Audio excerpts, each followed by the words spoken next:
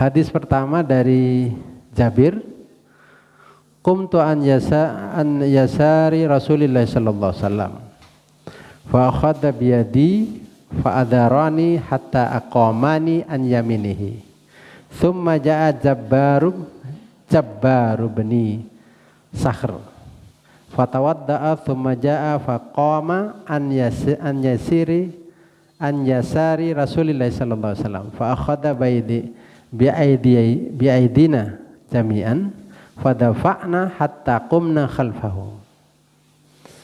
Jadi dari hadis dari Jabir, kata Jabir, saya itu berdiri di kiri Rasulullah sallallahu alaihi wasallam.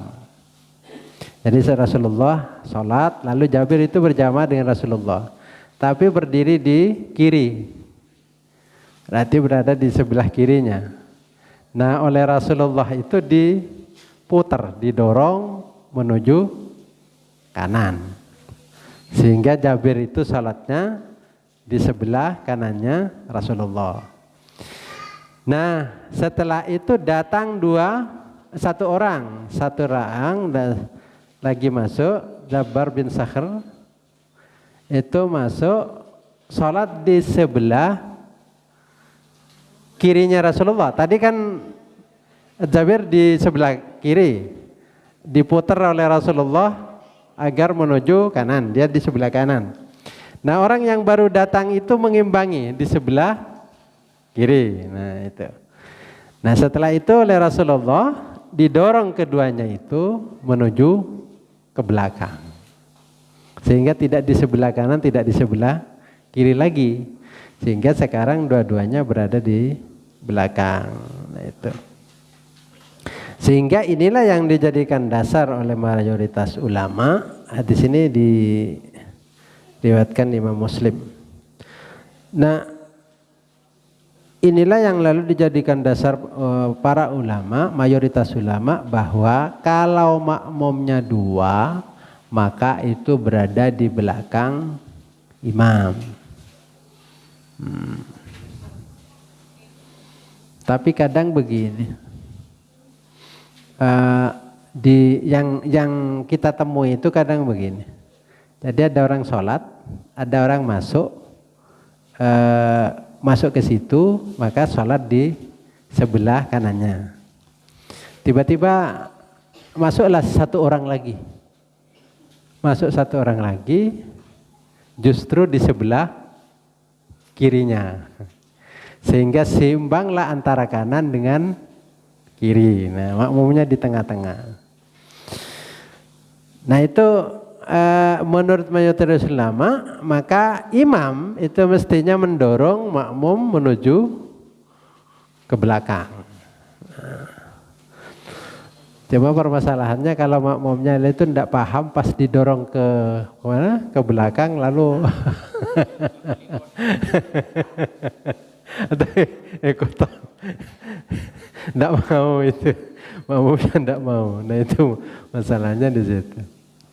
Dan di beberapa tempat nampaknya seperti itu. Jadi makmum itu ada di sebelah kanan, tiba-tiba datang satu lagi, ya nemani di sebelah kiri itu. Biar imbang gitu.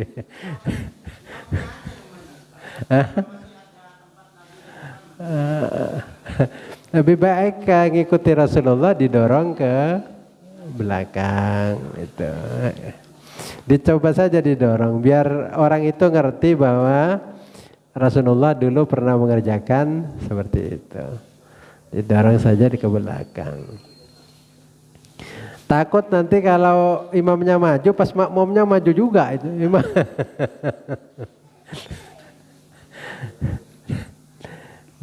Itu. Nah, dasar daripada Ibnu Mas'ud yang mengatakan bahwa kalau dua orang itu berada samping kanan samping kiri, imamnya itu di tengah, itu hadisnya adalah hadis dari Ibnu Mas'ud. Annahu shollah bi al-qamah wal aswad faqama wastahuma.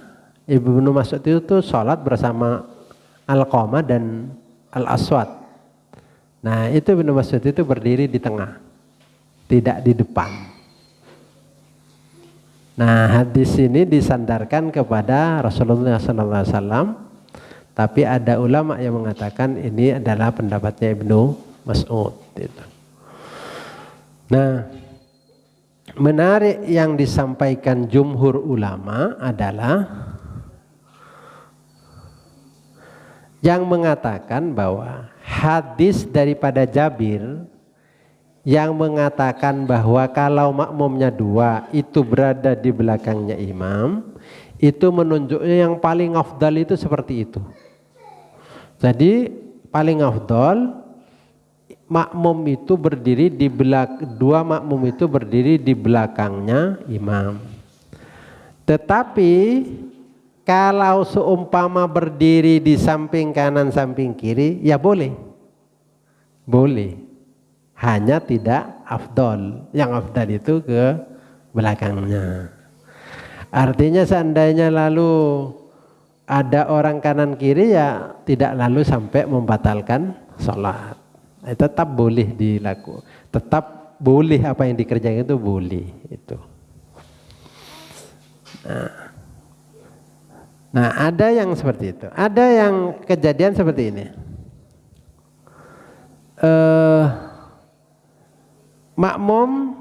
Imam, ada imam, terus makmum masuk satu, kan di kanannya. Nah, itu yang satunya itu di belakangnya. Sehingga satu di samping kanannya imam, satunya di belakang. Nah, ini julid. Yang kanan ini dijulit oleh makmum satunya, tapi tidak mau ke belakang itu. Tak ngerti. Tak ngerti. Jadi saya julid tak ngerti itu. Nah, pada kondisi itu sebenarnya imam boleh mendorong agar makmum menuju ke belakang, sehingga persis nanti di belakang imam.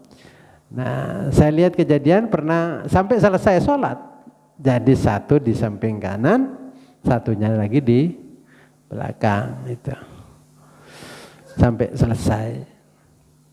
Lalu bagaimana sholatnya? Ya tidak sampai membatalkan lah, tetap sah sholatnya, tetapi bukan itu yang sesuai dengan sunnah Rasul. Jadi tetap didorong. Makanya imam itu penting. Imam itu tahu bagaimana mengendalikan makmum, atau dalam kondisi bagaimana imam harus mengambil keputusan tertentu dalam kondisi-kondisi tertentu.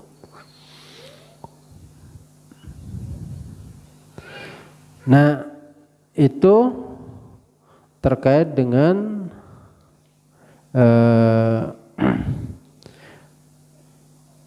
posisi makmum.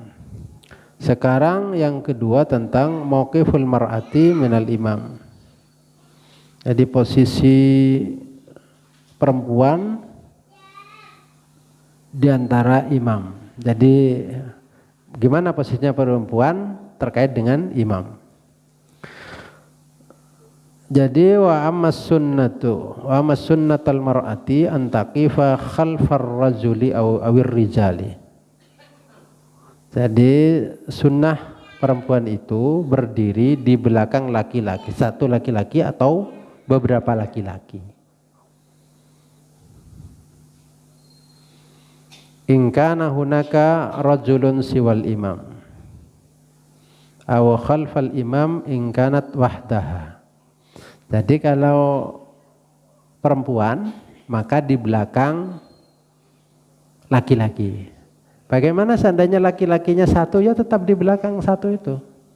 Jadi imam satu, makmum satunya, perempuan di belakangnya, yang makmum laki-laki satu itu.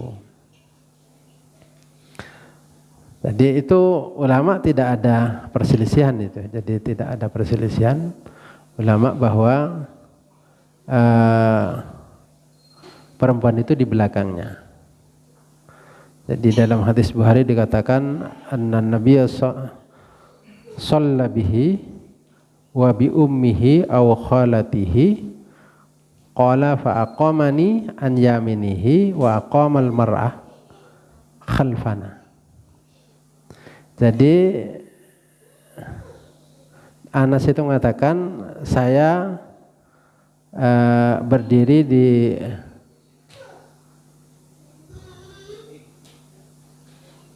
jadi berdiri di samping. Jadi Nabi Anas itu berdiri di samping Nabi dan dua perempuan di belakangnya. Jadi dua perempuan di belakangnya atau satu perempuan di belakang. Artinya perempuan itu tidak boleh sejajar laki-laki. Artinya perempuan di belakangnya laki-laki. Ya tetap di belakang laki-laki berarti.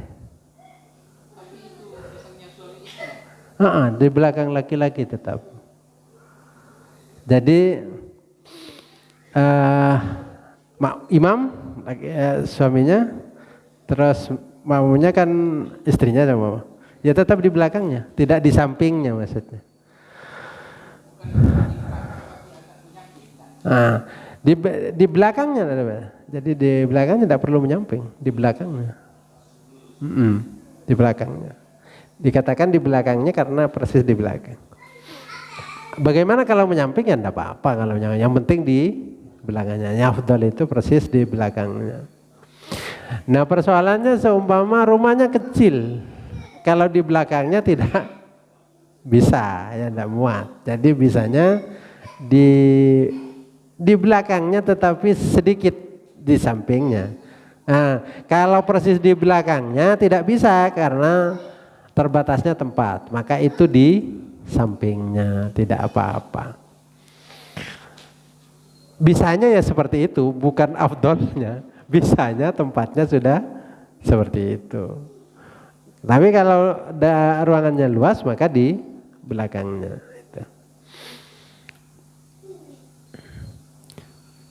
Nah kalau perempuan, di antara perempuan maka itu di tengah perempuannya. Di tengah, tapi boleh maju sedikit ke depan itu. Kalau di antara perempuan.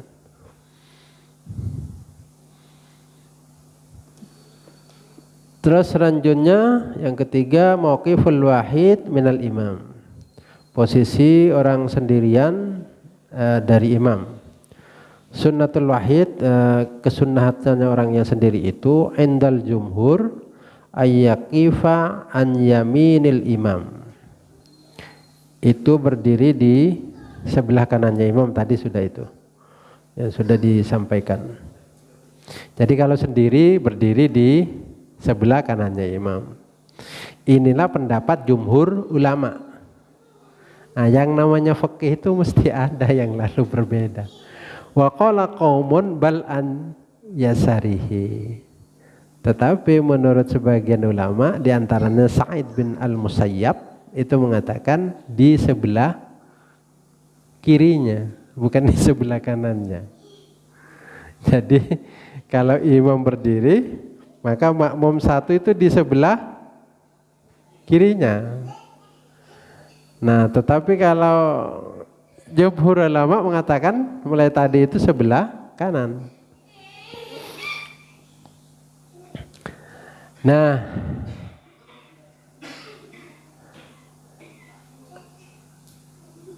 jadi yang menurut Al-Musayyab itu sangat berbeda. Dan tidak lumrah sebenarnya, tidak lumrah. Jadi makmum berada di sebelah, makmum sendirian berada di sebelah kirinya imam, tidak lumrah. Tetapi ada yang sering kita terjadi itu, yang di sebelah kiri itu begini.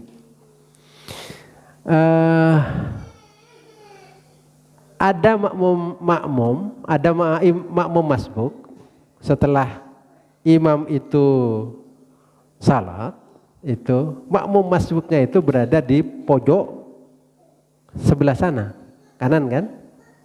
Nah, satu-satunya pilihan itu di sebelah kirinya. Kalau di sebelah kanannya kan tidak mungkin. Nah, biar mendapat kesunahan yang sama, maka berarti disitulah pendapatnya Sa'id bin Al-Musayyab itu menjadi pas diterapkan dalam kondisi di mana makmum tidak mungkin berada di sebelah kanannya imam. Dan disinilah juga hikmahnya perbedaan pendapat itu. Ternyata ketika kita dalam kondisi tertentu itu memang dalam kondisi normal lah, bisa kita di sebelah kanannya. Tapi dalam kondisi yang mungkin tidak memungkinkan ya di sebelah kirinya. Dan itu mendapat pembenaran menurut pendapat Sa'id bin Musayyab. Meskipun ini sesuatu yang tidak lumrah berada di sebelah kirinya. Sebelah kirinya itu.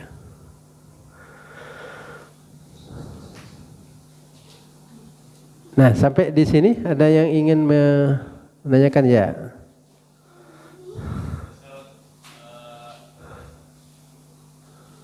Itu kalau kita ikut yang tadi, makmum itu harus di sebelah kanan imam.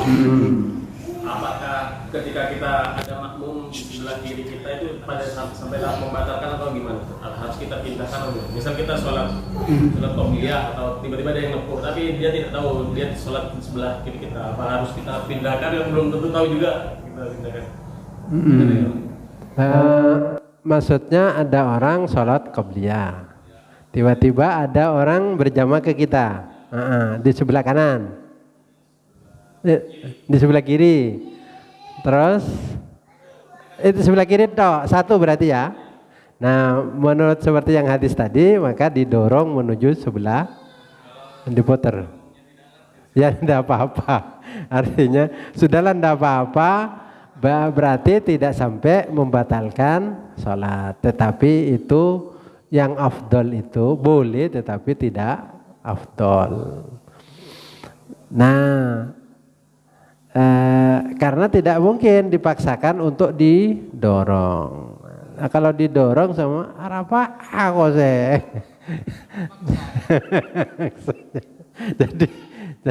jadi memang tidak harus, memang kita itu memang harus betul-betul bijak ya mengambil keputusan, karena tidak semua orang kan paham ya, paham, sehingga memang harus hati-hati di situ, hati-hati di situ. Meskipun yang tadi itu kalau sebelah kanan, sebelah kiri kan kita dorong ke belakang. Tapi kalau sudah tidak mau ya sudah, lanjut saja karena tidak. Karena begini, dalam hadis itu tidak setiap yang lalu dikerjakan Rasulullah itu kalau kita tidak melakukan itu menjadi batal, enggak. Tapi ada persoalan-persoalan dan situ cuma keafdalan saja. Keafdalan saja boleh. Tetapi kalau yang lebih afdal seperti ini, itu. Makanya ya seperti itu. Tadi itu yang afdal ya seperti tadi, tidak di sebelah kiri. Tetapi kalau lalu misalnya kita dorong menuju sebelah kanan tidak mungkin, ya sudah biarkan di sebelah kiri saja. Ada yang lain? Ya.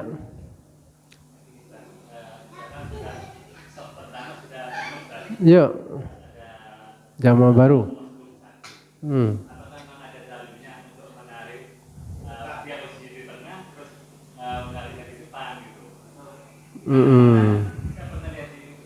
Ya.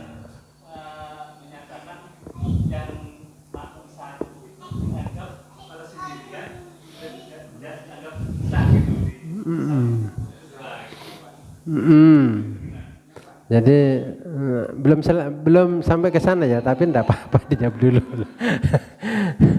Jadi ulama itu mengatakan boleh ditarik, artinya diminta ke belakang. Seumpama sekarang tidak mau, kan tidak mau kan? Seumpama siapa yang harus ditarik ternyata tidak mau, ditarik juga tidak mau, ya sudah salat di belakang. Meskipun ada ulama yang mengatakan bahwa salat di sendirian, di antara ulama ya, di antara pendapat ulama itu ada yang mengatakan tidak boleh salat sendirian. Bahkan yang mengatakan batal. Nah, jadi tetapi tidak mungkin kita lalu atokar gara-gara itu. Nah, oleh karena itu ada yang mengatakan boleh menarik, boleh tidak. Kalau misalnya julid pas ke belakang bagus. Nah, nanti juga begini, ada begini. Ada begini. Saf pertama. Saf pertama itu tidak penuh. Ada tersisa satu. Nah, pas ada makmum dua. Apakah nempui satu atau dua-duanya berdiri di belakang? Nah, menurut Ibnu Taimiyah itu dua-duanya di belakang daripada harus nutup satu itu tadi. Gitu. Jadi ambil sabaru, lebih baik menemani yang ini itu biar tidak sendirian. Tapi enggak kadang. Itu kadang berlari kejar-kejaran masuk saf satu sudah yang satunya sudah biarkan terserah itu. Nah itu kadang yang kurang pas itu. Ya Mas.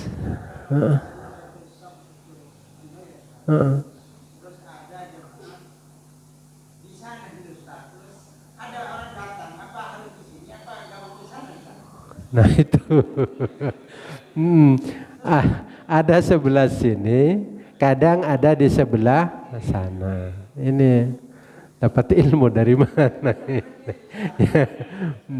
Begini, yang baru datang itu berdiri dengan tempat yang paling dekat ke imam. Berdekat dengan imam. Jadi datang itu berarti di belakangnya yang lurus ke imam. Ada yang ambil sebelah kanan. Kenapa sampean kok ambil sebelah kanan? Katanya kanan lebih dahulu daripada kiri atau tengah. Nah itu. Jadi apa-apa kan sunnahnya kanan, bukan kiri atau tengah itu. Nah itu repot itu. Itu kan. Jadi karena terkait berjamaah itu terkait hubungannya dengan imam. Terkait dengan imam. Makanya kalaupun imam di tengah, makmum baru datang di tengah, berdiri di situ, imamnya di sini, makmumnya di sebelah sana, tidak lalu berjejer ke kanan terus enggak. Jajar ke kanan, ke kiri, kanan, kiri terus sehingga itu yang paling dekat ke imam. Sehingga itu yang paling dekat ke imam. Kalau jajar terus ke kanan sebelah sana berarti kan sebelah sana paling jauh. Seandainya jajar dia ke sebelah sini kan lebih dekat ke imam. Jadi itu yang lebih dekat ke imam. Nah yang seperti itu memang repot. Begini, kalau kita ikuti itu berarti terus sudah seperti itu. Kalau ikuti di sini berarti sama-sama bertahan untuk tidak bergabung. Kan repot kan? Nah, jadinya repot. Jadi kalau kita biarkan dia akan sendirian. Gitu. Tapi kalau sampean memungkinkan, oh kira-kira nanti akan banyak itu, bisa saja. Tapi kalau tidak mungkin lebih baik menemani yang sendirian itu. Sebelah sana meskipun sebelah sana atau sebelah sana ya. Itu lebih baik itu ditemani biar tidak dalam satu saf itu sendirian itu. Dari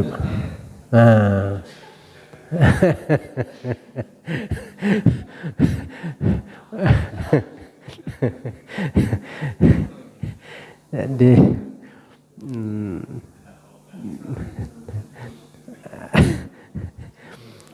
artinya memang ijtihad sendiri-sendiri itu.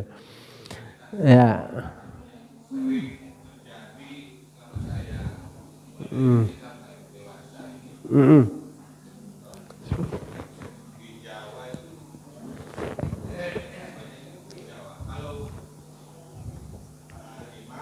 Satu pas di belakangnya di samping kan. Terus ada makmum kedua di samping kirinya. Terus ada makmum ketiga berarti ya, makmum ketiga sebelah kanannya, kanan kiri sepakat ke belakang, jadi membentuk saf baru. Ya. Itu yang terjadi mulai dulu saya dari. Bagus itu berarti.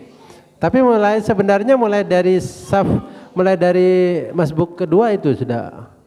Nah, kalau menurut pemaparan Ustadz yang terbaik itu setelah satu samping imam, kalau ada makmum masbuk satu di belakang mundur ke belakang, tidak nunggu 3, 2 sudah mundur.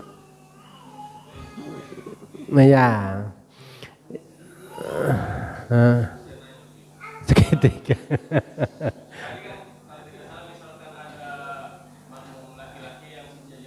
Wanita itu tidak sah ya? Tidak sampai tidak sah.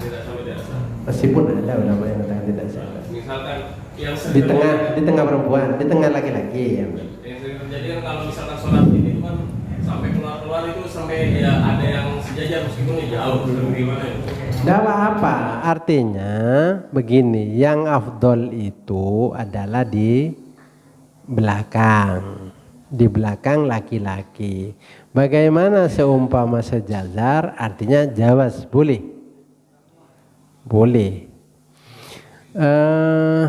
Kalau di rumah saya itu dulu hampir tidak ditemui musholah itu makmum perempuan itu di belakang.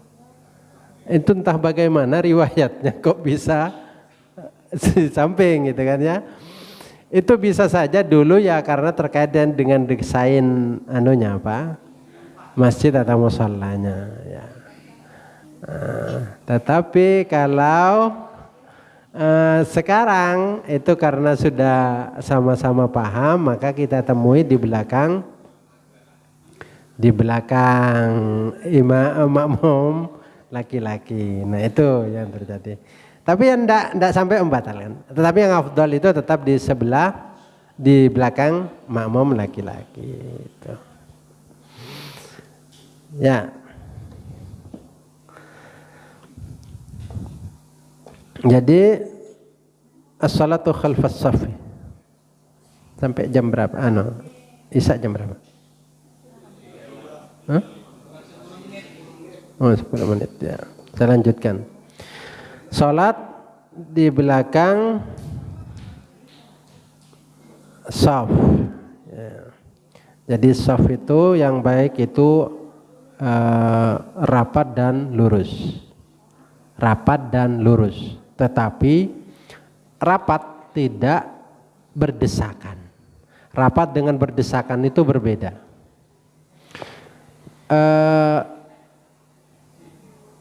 Kaki bertemu kaki boleh, tetapi tidak boleh berdesakan.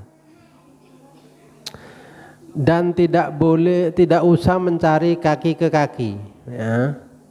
Ada orang sholat yang dipikirkan adalah geser gini, mencari temannya kaki, ya, kaki temannya itu dicari. Nah itu tidak perlu. Jadi cukup rapat. Rapat itu tidak harus didesak begini. Pokoknya yang dipandang oleh adat itu rapat. Kan sebenarnya begini itu kan rapat. Oleh karena itu menafsiri rapat itu berbeda dengan rapat dalam artian misalnya menyentuh. Kayak rapatnya ini papan ini ya. Kalau dirapatkan kan mesti didesak, itu rapat itu. Nah, rapatnya saf itu tidak mesti lalu tidak harus berdesakan. Jadi karena beberapa tempat itu sampai berdesakan, sampai orang itu akhirnya mundur karena terlalu berdesakan. Salat itu akhirnya menjadi tidak khusyuk karena terganggu oleh desakannya di sebelah. Jadi memang diperhatikan rapat boleh, tetapi tidak boleh berdesakan. Yang kedua, kalau datang itu jangan kaki yang dilebarkan lebih dahulu. Tapi bahu dulu yang diselaraskan, kaki mengikuti bahu. Karena ada orang yang lalu datang kaki dilebarkan sehingga baunya jauh. Nah, saat sholat dia proses sholat terus berlanjut lupa sehingga akhirnya renggangnya terlalu jauh itu. Sehingga sederhana saja. Jadi datang bahu diselaraskan. Bahunya pun jangan lalu didesakkan kepada bahunya orang lain, supaya orang lain tidak terganggu. Apalagi kalau kaki itu didempetkan. Karena saya pernah lihat ada orang tidak mau disentuh kakinya. Akhirnya didesak, disentuh. Akhirnya ke samping dia. Tetap dikejar. Nah, itu yang masalah itu masalah itu. Nah, ini masih mendingan kalau belum takbir. Ada yang sudah takbir. Jadi takbir, sudah mulai sholat, berdiri, bangun dari sujud. Nah, ini kakinya karena tidak tersentuh, itu digeser begini, sampai ketemu kaki dengan kaki. Itu tidak usah seperti itu. Jadi perhatikan orang lain karena memang rapat tetapi tidak harus menyentuh berdesakan, tidak usah. Yang penting menurut adat itu dipandang sebagai rapat.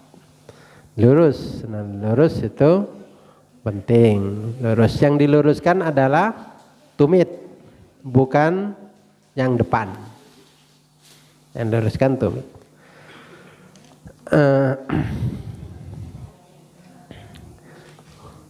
Nah, waqtalafu idza shalla insanun khalfas shaffi wahda. Nah, ini yang ditanyakan tadi. Jadi kalau ada orang sholat sendirian dalam shaf. Jadi shaf pertama, shaf kedua ada orang sendirian. Fal jumhur ala anna sholatahu tujzi'u. Jadi sholatnya itu mencukupi. Artinya cuma dia adalah ma'al karahah, makruh kalau sendirian. Sehingga usahakan tidak sendirian. Nah, tetapi juga jangan begini. Ada kejadian itu sebenarnya ada orang sholat sendirian. Lalu ada orang yang ngerti, mundur satu. Tapi pas kikir, mau sholat sendirian di belakang shaf, bergabung kepada yang lain. Pas bilang yang satu yang ditegur itu, lah saya mau masuk kemana? Wong ini sudah full shaf pertama katanya. Artinya maksud saya, kalaupun menemani temannya di belakang shaf, tak usah gigir. Tak usah gigir. Jadi temani saja. Mundur satu, niatnya menemani. Tetap itu kebaikan. Wa qala Ahmad wa Abu Thawr wa jamaatun. Ini pendapat yang kedua ya. Pendapat kedua itu adalah sholatuhu fasidatun. Sholatnya itu fasid, rusak. Sholatnya batal kalau sendirian. Nah, kalau sholatnya sendiri. Oleh karena itu diusahakan untuk tidak sendirian. Tetapi ada ulama yang lalu memberikan batasan.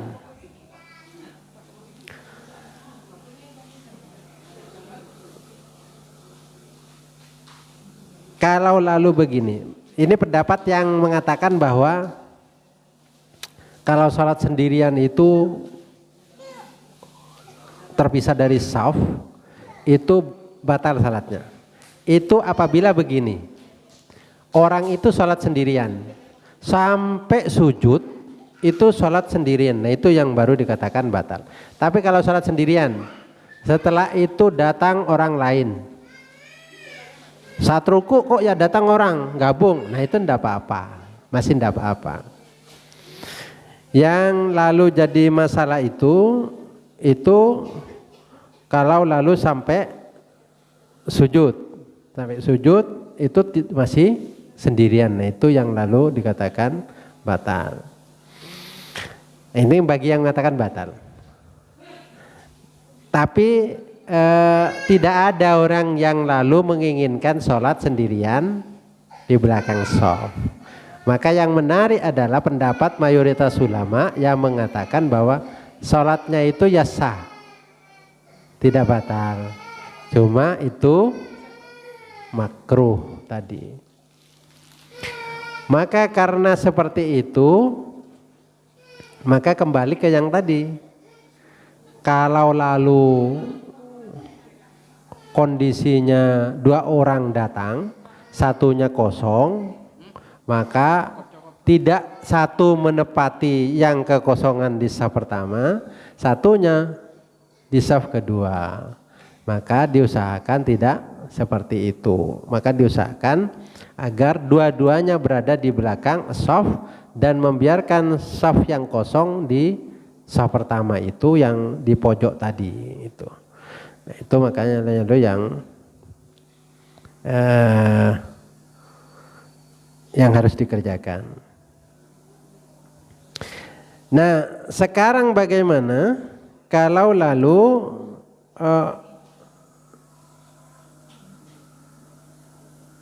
orang itu tidak menemui kekosongan?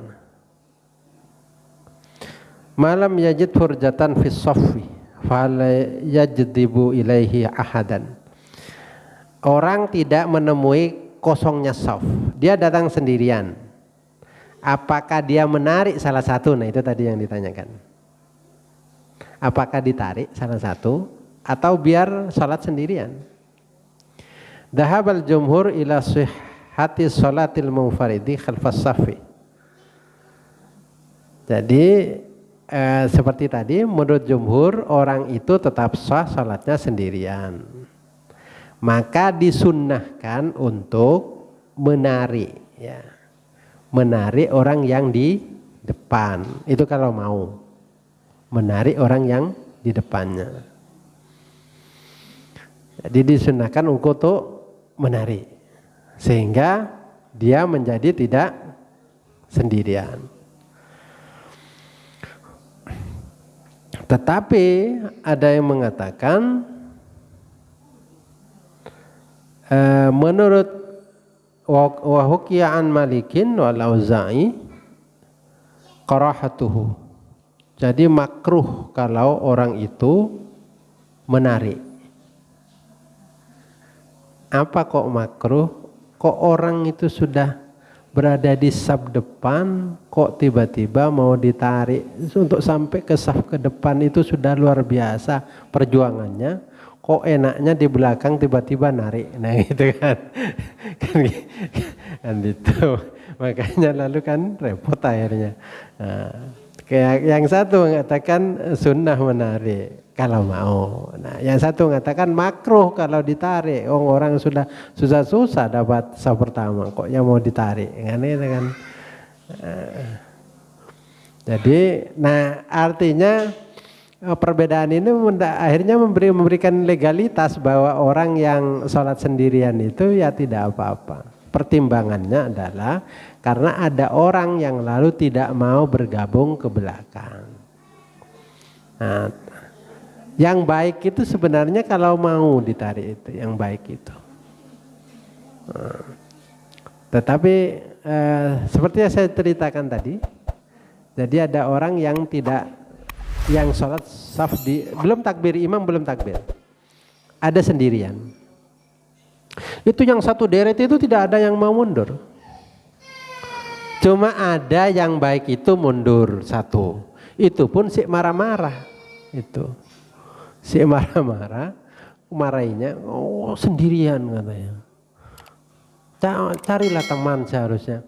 Ya katanya yang sendirian, lu mau cari kemana? Oh, adanya cuma saya sendirian itu. ya barangkali begitu ya. Yang barangkali yang mungkin gerundel di dalam hati, gara-gara kamu saya tidak dapat di saf pertama. Ya. Nah, makanya tadi saya katakan kalau menemani temannya itu bagus. tetapi dengan ikhlas hati, tidak gerundel. Itu ikhlas untuk menemani temannya. Barangkali itu, mudah-mudahan berguna. Ihdinas siratal mustaqim. Assalamualaikum warahmatullahi wabarakatuh.